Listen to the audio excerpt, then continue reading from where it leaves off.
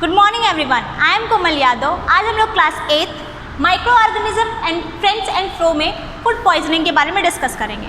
जब भी हम लोग कोई खाना खाते हैं तो वो चीज़ें क्लीन होनी चाहिए, प्रॉपर तरीके से फ्रेश होना चाहिए, आपके बॉडी के लिए कह सकते हैं कि उसमें सभी न्यूट्रिएंट होनी चाहिए। ये चीज़ें तो हम ध्यान रखते ही हैं, ओके। लेकिन कभी कभी ऐसा होता है कि वो जो फूड आप खा रहे होते हैं वो अनकुक्ड रह गया, यानी कि पूरी तरीके से कुक नहीं हुआ है, या तो वो ओपन बहुत समय तक था जिसकी वजह से उसमें कई सारे माइक्रो ऑर्गेनिज्म उसमें सेटल हो गए, ओके।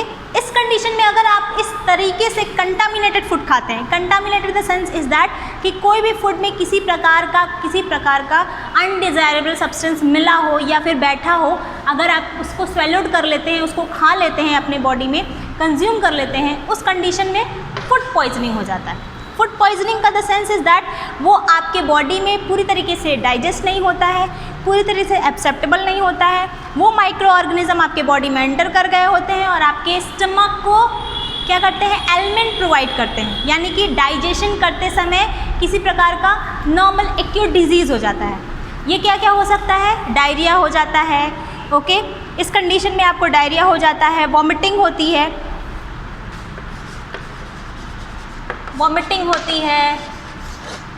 चेस्ट बर्न होता है, ओके। ये कंडीशन देखने को मिलती है। कब होती है? जब भी आप ऐसे फूड खाते हैं जो कि कंटामिनेटेड हो, यानी कि किसी प्रकार का बैक्टीरियल या फिर किसी प्रकार का फंगल या फिर कोई भी माइक्रोब्स उस पर सेटल हो चुके हैं और आपने उसे खा लिया है। अब इसको फूड पॉइजनिंग को कैसे रोका जाए कि आपका खाना फूड पॉइजनिंग ना हो, ये माइक्रोब्स आपके फूड में ना हो, आप प्रॉपर तरीके से खाने को पकाएं, ओके, अनकुक्ड ना रहने पाए, ओके, ताकि कुक हो तो आपके बॉडी में तुरंत जाके कंज्यूम हो जाए। दूसरा, फ्रेश खाना चाहिए, किसी पुराना टाइम अब बहुत लंबे समय तक रखे हो तो फूड प्रिजर्वेटिव का यूज़ कीजिए, हम लोग उसके बारे में डिस्कस करेंगे। बट हम यह बात कर रहे हैं फूड पॉइजनिंग की, तो बचने के लिए प्रिकॉशंस हमारा क्या है, हमारा जो प्रिकॉशंस हम बात कर रहे हैं, तो प्रिकॉशंस हमारा यहाँ पे है कि आप ध्यान रखें कि वो फूड क्या होना चाहिए, ज़्यादा लंबे समय तक अगर रखा हो तो उसको ढक करके रखा हो, ओपन ना हो,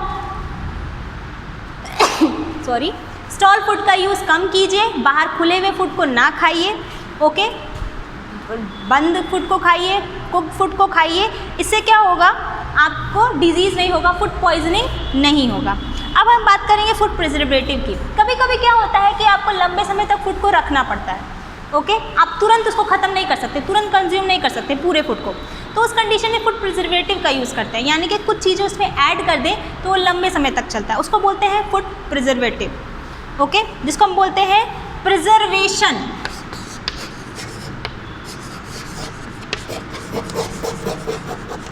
प्रिजर्वेशन ऑफ फूड आइटम्स और फूड, ओके, कि किस तरीके से उसको हम रख दें कि लंबे समय तक आपका फूड उस माइक्रोब्स का एक्शन ना हो, वो ख़राब ना हो, सड़े ना, ओके। उस कंडीशन में हम क्या यूज़ करते हैं, कई सारी चीज़ें यूज़ करते हैं, जैसे कि रेफ्रिजरेटर यूज़ करते हैं। आप फ्रिज में रखिए उसको, फूड आइटम अगर टेम्परेचर पे रखिए, जैसे कि 21 डिग्री सेल्सियस पे आप रख सकते हैं, तो माइक्रोब्स उस पर बेस्टली यूज़ कर सकते हैं, उस टेम्परेचर पे प्रॉपर तरीके से ग्रो कर जाता है और वो धीरे धीरे क्या हो जाता है, ख़राब हो जाता है। लेकिन अगर आप उसको फ्रिज में रख देते हैं तो टेम्परेचर थोड़ा कम होगा, माइक्रोब्स उस पर ग्रो नहीं कर पाएंगे और फूड आपका ख़राब नहीं होगा टेम्परेचर कम होने की वजह से। फिर गर्म कीजिए, बॉयल कीजिए, ओके, जैसे कि मिल्क आप उसे ओपन छोड़ दीजिए, उसमें क्या होगा, वो ख़राब हो जाएगा, तो आप उसको क्या कीजिए, बॉयल करके उसके सारे माइक्रोब्स को किल कर दीजिए, ओके।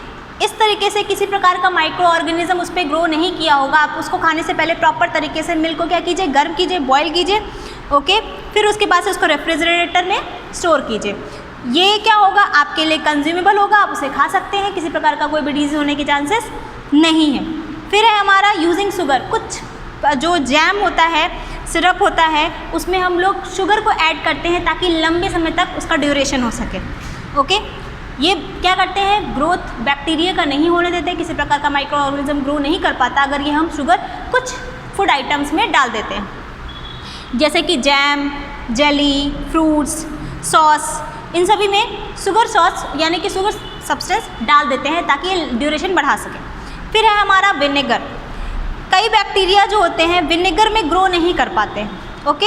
इस कंडीशन में पिकल्स यानी कि अचार, कोई भी वेजिटेबल्स की हम पिकल्स बनाते हैं यानी अचार बनाते हैं तो उसमें हम क्या कर सकते हैं, ये विनेगर डाल सकते हैं। आप अचार यूजुअली फ़िश, मीट और वेजिटेबल्स में हम विनेगर ऐड करते हैं ताकि उसका ड्यूरेशन लंबे समय तक हो सके। फिर है हमारा सन ड्राई।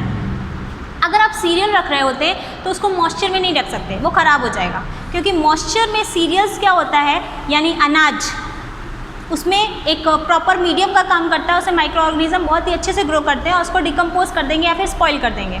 उस कंडीशन में हम क्या करते हैं, सीरियल को, अनाज को सन ड्राई करते हैं यानी धूप में बहुत समय तक सुखा देते हैं और फिर उसको बाद से एयर टाइट करके रख देते हैं, जिसकी वजह से वो क्या होगा, उससे माइक्रो ऑर्गेनिज्म ग्रो नहीं करेंगे और किसी प्रकार के डिजीज़ होने के या फिर कह सकते हो वो फूड ख़राब होने के चांसेस कम रहेंगे या फिर नहीं होंगे।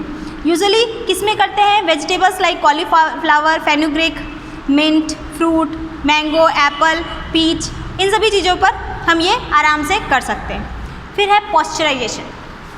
पॉस्चराइजेशन जो होता है, मिल्क को 70 से डिग्री सेल्सियस पे 15 से 30 सेकेंड तक हम लोग क्या करते हैं, गर्म करते हैं, जिससे सारे माइक्रो ऑर्गेनिज्म उसमें किल हो जाते हैं। ठीक, इस टेम्परेचर पे यानी कि रखने के बाद उसको 4 डिग्री सेल्सियस पर हम क्या करते हैं, स्टोर कर देते हैं। इस तरीके से प्रिजर्वेशन को हम लोग बोलते हैं पॉस्चराइजेशन। ये जो इफ़ेक्ट है लुईस पास्चर ने डिस्कवर किया था, इसीलिए इस प्रोसीजर को बोलते हैं पॉस्चराइजेशन। ओके, आपको जो फूड मार्केट में मिलता है, मिल्क मिलता है, वो इसी तरीके से रखा जाता है। आज के लिए बस इतना ही। Thank you and have a nice day.